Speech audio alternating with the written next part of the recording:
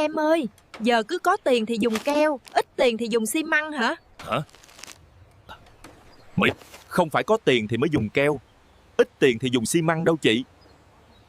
Hồi trước xương gạch toàn là ceramic nên độ hút nước cao, xi măng có thể bám dính được. Còn bây giờ toàn là gạch xương đá cao cấp, có độ hút nước thấp nên xi măng rất khó bám dính chị ạ. Gạch không hút nước, xi măng không bám, lâu ngày sẽ bị phồng rợp đó chị. Keo chuyên dụng có phụ gia, có liên kết hóa học nên bám cực chắc. Giá không chênh nhiều, đổi lại nền bền và an toàn lâu dài.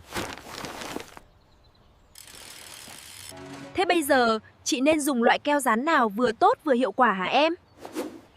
Gạch xương đá thì chị cứ chọn keo primer, bao xanh, bao đỏ là yên tâm ạ.